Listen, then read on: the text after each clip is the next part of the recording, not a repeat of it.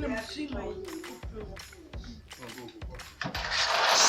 I'm going to help her to sew her apron. Yeah. So you see, she's not going to help her again.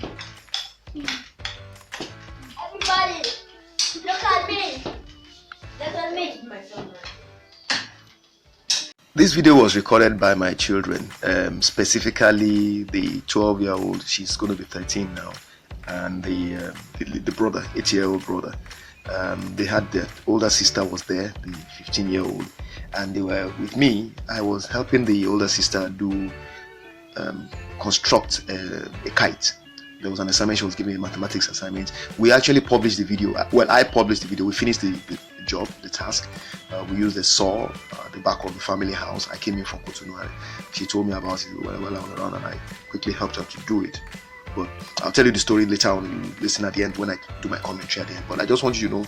So this is the video. I think of it as just I call it my children unfiltered. So this is just them around me. This is the way they are when they are with me, and I'll talk more about that later on, about what changes when we're not alone.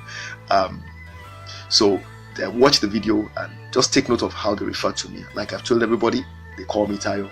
That has been ever since each of my kids was born. The first rule in the house was, you have to call me Tayo, you never call me daddy. And the day a child calls me daddy, that means I know something's going on, something's wrong. So like one of my kids sent me a WhatsApp message at 4 a.m. He's a 19-year-old guy, a young man, and he called me dad in the chat. And I looked at the message and I said, they've kidnapped this boy, And then he's followed up with a voice message. I said, oh, that's better. Then he called me Tayo, because that's the rule. So anyway, watch the video, all right? And then you will listen to my commentary at the end of it. But this is my children. They did all this. I didn't tell them to do it. They just picked up my phone and began recording themselves. And they were just moving around. The sister was also making an apron for a home and economics assignment. So I think I was waiting for her, or maybe she had finished it. I can't remember. Okay, no. I was preparing the material, the wood that we're going to cut. So she was doing the apron, and the sister and brother decided to do that. Have fun moving around the house. Just listen to the whole thing, watch and see the kind of body language, everything. You can see the piece. Just gauge it for yourself. That's what I'll say. And then afterwards, you listen to my commentary.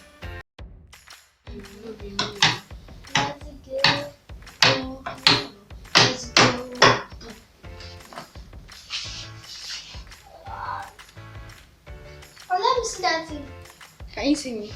Yes.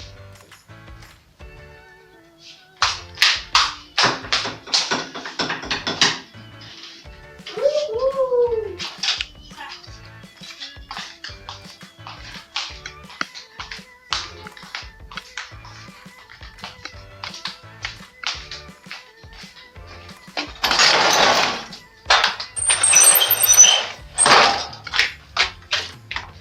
Hey.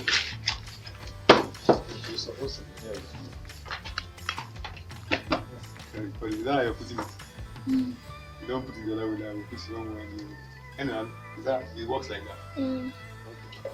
How am I going to put it? The way we're doing is in that's chicken and pork together. No, it's anyhow like this. No, it's if you want to do front on now. Oh, okay. This one is at the back. I know me. The only time I used it was that day. That's why I gave it to you. I've not had time to count. So, bye. She's supposed to be the one. She's supposed to be a small one. She use that small one to pass before she touches it. She will come across this. Hello everyone, so my sister is learning how to make a kite with wood and also make apron. Jamie, let's call him.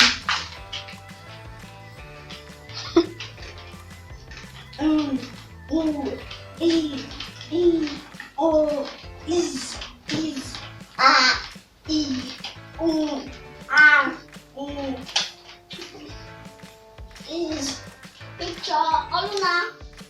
Pictures. Pictures. Pictures. Pictures. Pictures. Woohoo! Pictures. Pictures. Pictures. What are you showing?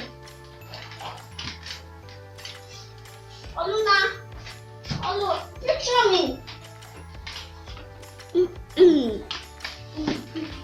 Let's move it. So my sister is going to learn how to make a kite with wood. Yeah. That's how I did. Going. This one really so you practice down on the cutout. Then now draw on this one bigger size. So before you now cut. Go outside. I'm going to do everything myself. So you know this one is one side of the paper. What you have to do that, hold that one, put it here and trace it. So now she's cutting it. She wants to make the kite now. Wait, let me show you. Grandma. Then, now hold it. So then. So you cut for the lion. I found more things that is religious. There are two there. Two more. Don't spoil that thing. Okay. If you knock it, it will spoil that thing. We use it to cover the table because of rain. Is this thing? You don't trick me.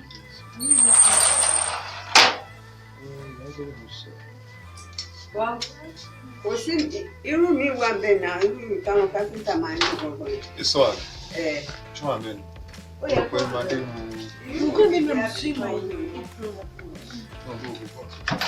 So I'm going to help her to sew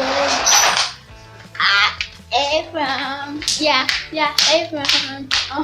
Apron. Yeah, apron. Yeah, apron.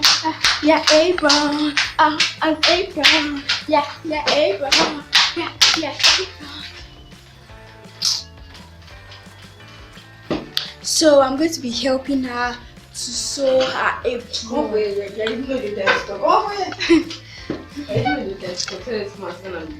Let me do it for you, serious. So you see, she's not going to help her again. Everybody, look at me. Look at me. My son.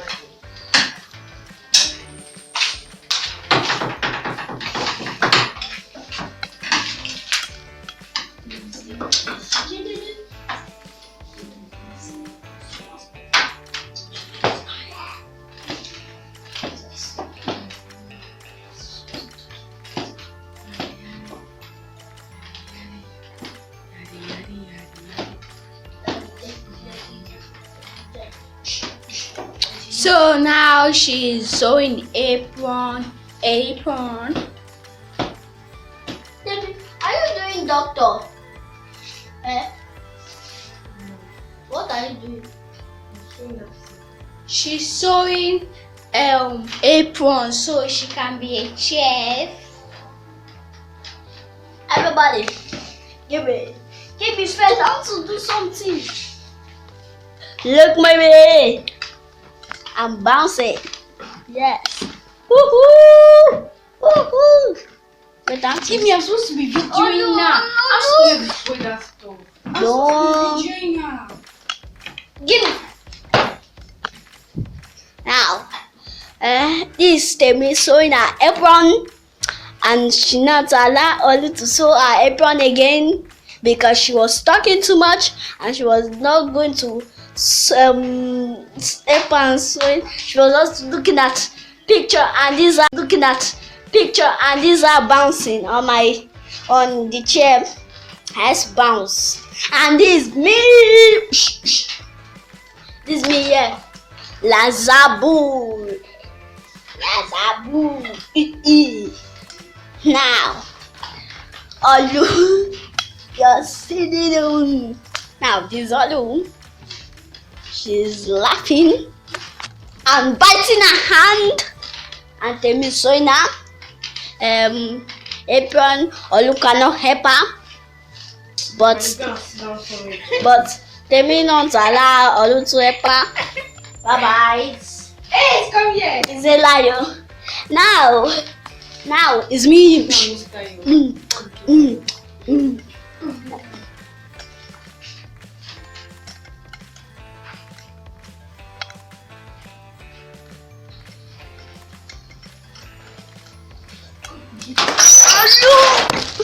What's going on? You know you're pushing me. I'm not pushing you.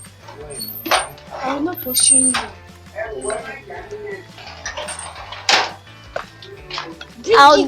Wait.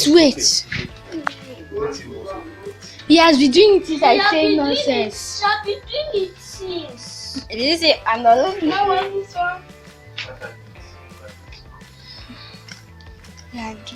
You first. No, you. So, Come on. you're not doing. Now, all is helping Tayo to making what again? Making a bit to me. To make yes. You're just wasting. I'm recording this app. This app.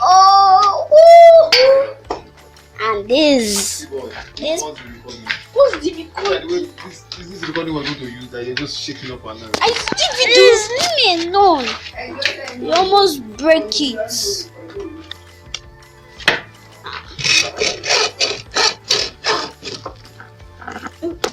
Why is he want to call?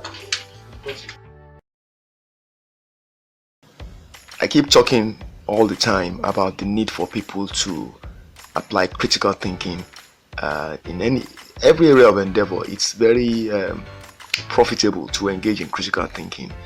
If people who are involved in doing all this mediation and intervention and all that in issues of domestic violence and relationships and all that, if they were to consciously engage in critical thinking when they're assessing information they're being given by either party, maybe they're trying to mediate between a husband and wife, boyfriend and girlfriend, or relatives or whatever, if they were to consciously engage in critical thinking, it will make it easier for them to do the right thing in the best interest of whoever it is that is the victim or whoever is the one in need of support.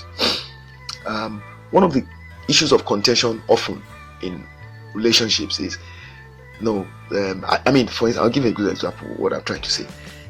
There was a time I went to one of the agencies and they saw one of my kids with me, one of my daughters, and the woman said, "Oh, this Mr. Shalawari, this is one of the children that is supporting you." And I was thinking to myself, this is supposed to be a trained officer, a trained agent in this organization. What does she mean by this one of the children that's supporting me? How can children take sides? Children do not have enough knowledge of the world of life to intelligently take sides on anything other than for them to say how they are made to feel or what they saw, and without being manipulated or without being kind of coached on what to say. So kids are supposed to just be allowed to be kids. It's not for you to want them to take sides, because even if the child wants to take sides, on what basis is the child going to decide which side will be best for him or her to go for? I'll give you an example. I always tell people, look, a child naturally, there's a saying, water will always follow the path of least resistance. A child naturally wants pleasure, wants fun, so the child will look for opportunities to have more fun and pleasure than to engage in any force. We talk about the fact that when we were young, our fathers were very tough, our mothers were very strict and all that, our parents were so strict, they didn't allow us to have fun. But later we were grateful because we found out that training they gave us helped us in life. I remember this lady, the Oshogbo lady that's into fabrics and weaving, Funke Okunai, that's her name, Okunai. The lady that travels all over the world. I think she's even invited by Harvard University to teach people about dire and all that, and she goes to Italy to train young Nigerian ladies that are found to be involved in what's it called, prostitution over there, and help them to start learning skills like hairstyling and all that. She said that her mother died when she was young, before she was 10, and so she had to live with her grandmother, and the grandmother was very strict and somebody that pushed her to do a lot of hard work, but the woman was the head of the weavers in the village. And so Okunaye found herself like working late hours, and she said she used to curse the woman and say she was a wicked woman, but that today, despite the fact that she has just if I recall correctly, just a primary level of education, or at least maybe early secondary education. She doesn't have more than that. She's internationally renowned for her skills, and she's well respected. Even Obama, as a president, sought her out to come and provide African art-based decorations in his home and all that. So she was saying that she was grateful for the work ethic that the woman helped her to develop, but that during that period when she was learning, when she was under the grandmother, she actually hated the grandmother. So a child does not have enough real-world understanding and experience to appreciate what you are trying to get him or her to learn. Very often, most kids will not readily embrace such tough love. All right, it takes time for the child to understand. And so it's when we're growing up as children, the child begins to then see, oh, this was why my father was making me do this. This was why my mother was making me do this. I didn't enjoy it. My friends were laughing at me, but today look, I'm better off. And I'll give you another example just to illustrate. I remember I was a management trainee in Guinness, Nigeria. I remember one of the things that I did that set me apart from the crowd was that very, very early, I listened to a gentleman called Richard Chambers, who was about the same age as we were. He was about in his mid-20s, and I was in my mid-20s then. And Chambers would ask me, do you want to be a good bro? I say yes. He said, then follow me and do everything I do. So I would always be walking around the brewery in my first year and a half with Richard Chambers. I would go up and down across the brewery, everywhere, to the tasting room, the laboratory, to the brewery, all through the factory floor, the brewery floors, into the silos and everywhere. And everything he asked me to do, he asked me to write training notes. I did that. He took photographs, we prepared. I had 4 beautiful manuals I developed, detailing my entire training experience, which eventually got me a lot of attention and even got me other people, senior colleagues, to borrow them from me and all that. It was such a thing of pride, and I felt so accomplished. But beyond that, my competence showed through, and they used to, my colleagues at that time, other management trainees, they used to mock me and call me Omo Onyibo, Omo Chambers and all that, and they would go and spend their time in the restaurant. They would all be in the groups eating on the same table, but I just focused on what I decided was important to me, and I followed this gentleman. I couldn't see the future. I just knew that I knew it was the right thing to do because I wanted to learn. And in the process, I learned spreadsheet programming from him. He didn't teach me like lecturing, but I just had access to him, and I was able to learn by helping him out with some debugging. And over time, all of these things, I just internalized them. And then by the time I was on my own, I went to Benin Brewery. He began to expose me to there were some other expatriates there, and they picked me up because I knew a lot of things that he had taught me, or I learned from him, which so many other managers did not know. And so I was very useful. So it began to pay off for me, and before I knew what was happening, I began to get rapid career advancement opportunities. The same thing applies to your children. When they are so young, they don't really have the knowledge of the world to accurately evaluate what the world needs from them in order for them to succeed. It is you, the parent, that is going to impress on them the importance of them doing what you're asking them to do. So long as your intentions are right and proper, then there will be no reason for the child to feel a need to revolt against you. But what we are doing today is that we are having parents trying to pit the children against the other parent if they have an issue. So they want the other parent not to have an influence. Meanwhile, the other parent may have more value in certain area of life to add than one parent, the parent who is aggrieved. And so, I did with one of the photographs of Arnold Schwarzenegger's children, the child, I think it's John Bina, I can't remember the name, the young man who is the child of the house keeper, all right, that Schwarzenegger had a baby with, but the world did not get to know about it until the guy was about in his teens, So the young man, compared to the other kids, Patrick Schwarzenegger, I think that one. Sorry, not Patrick. Now there's another one again. That one was just getting fatter and fatter and became overweight. All right.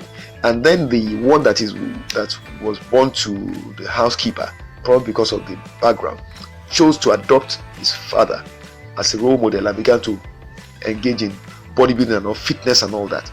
So there was a sharp contrast, and the journalists picked up on it and took photos of the two of them. They said 2 sons of Arnold, one raised by the mother, one raised by the father, and the one raised by the mother was overweight, grossly overweight for a child of a legendary fitness professional. And then the other one was looking more like he's sculpted, just like his father was in the earlier years. So the point I made from that photo, I said, just because the other woman did not think it right to allow access for she should have encouraged that child to reach out to his father, to learn how to maintain a fit lifestyle. And though the young man eventually found himself and began to work on his fitness, and followers on the internet began to celebrate him. I understand he's really working on fitness now. But I'm saying that phase he went through in life, the only reason that phase happened is because he didn't have guidance, he didn't have access to the father to be able to influence him. The mother should have actively encouraged that. You don't have to see eye to eye for you to let your child get the best of both worlds.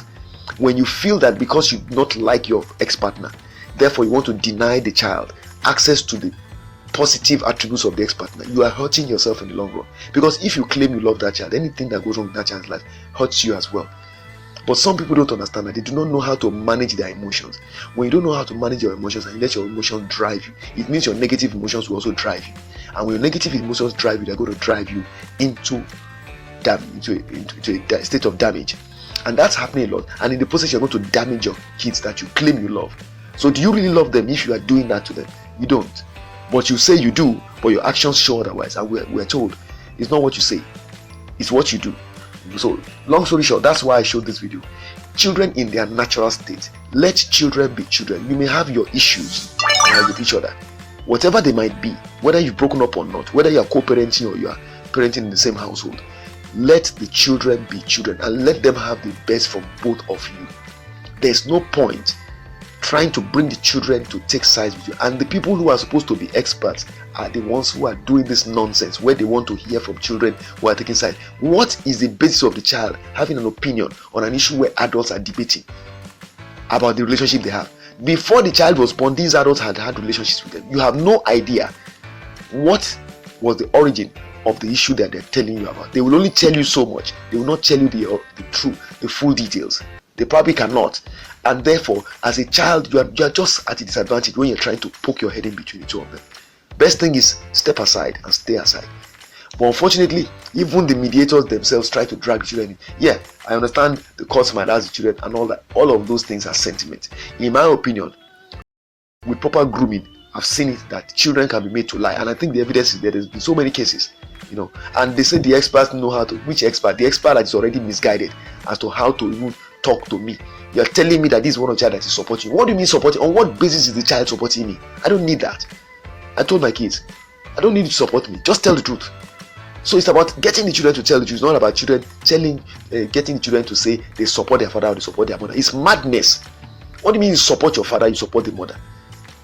So there's a lot of things that are being done very, very unprofessionally by so-called experts and activists and stakeholders and I don't know what all these names they call themselves, social workers. Many of them, you see, I see people, they just give them these titles and give them these positions and give them funding, but they don't give them the training. That's what's happening a lot in many of these organizations, and it's causing major damage. So, and if we really want to have progress and we want to make sure that these children develop into functional, competent adults who will not cause more trouble for us, then we need to change the way we're doing things. Like I said, the solution is let children be children. The video you're watching, which you've listened to, which I'm just playing silent in the background now as I'm saying all these, is a video that shows the children. You can see them talking to me, calling me. You can see they're so free. There's no negative vibe in this video. You can see it.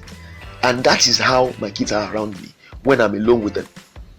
The minute their mother steps into that environment, those children you saw freely functioning like that around me will simply freeze, and you see their actions become a bit more jittery, and unsure, you see them begin to check with her, eye her, just look at her from the corner of their eyes to see what her body language is before they decide. If when I'm saying come, the little boy you're seeing there talking so freely, he will not be like that anymore. He would have avoid hugging me, he would avoid playing around me so freely the way he's. You can see the way he's calling me out. That's not the way he is when the mom's around. The minute he's aware that the mom is around in the environment, he will no longer be like that. Same with the two girls, And I'm saying that it's wrong, and when such a thing, that is actually an element of parental alienation, and these things happen a lot. All we need to do, if we know we want to mediate effectively, is to actually check those children under natural conditions. But people are so lazy, they don't do their jobs. They are supposed to investigate without the knowledge of both parties. If two people are arguing or debating about whether or not they are doing anything wrong, and you are the one that is mediating party, you have to independently investigate what they've told you. Some of them have told me they do that, but they didn't do it. Oh, we used to do this, we'll go and do this, we'll go and find out. They don't find out anything. They simply take sides. And that's why I've shared this video. It's a video I've had. This happened last year. My daughter was given an assignment to do, I think it was called quadrilateral kites, and she was going to, they all contributed money, going to go to a carpenter to cut it. And I said, does the carpenter understand what the quadrilateral is? Does he know what the dimensions need to be and what which sides need to be equal to what sides? He wouldn't have any idea. And if he cuts it for you, guys won't learn anything. I said, you are supposed to do it yourself. I said, you know what? Do you want us to do it together? He said, why not? So we told the carpenter to forget it, and then they came over to the family house, and I did that for them before I went back to Cotonou. And the funny thing is, she enjoyed it so much. There's a video of it. I'll put it link in the description, the completed video. So this one was just, think of this was as the making of that video, because this is the making of, because we didn't publish this. This was just something my other smaller daughter did, and it was so fun. I just watched it yesterday, and I said, oh wow, I'm going to post this, because she was just having fun. And then the little brother also put in. It was the only one I didn't talk was their older sister, who was the one that actually had the assignment. But you could get to see them in their natural state. Let children be children. That's basically what my message is in this video. Right? If you let a child be a child, that child will grow up into a decent human being. It is when you try to force children to behave in ways they maybe on their own they don't want to. You want them to hate their mother. The child does not want to hate his mother, but you are pushing them. That child is going to be damaged emotionally, and then he's going to do the same thing to other young people around him too. He's going to behave. It's not going to be normal. Let children be children, please.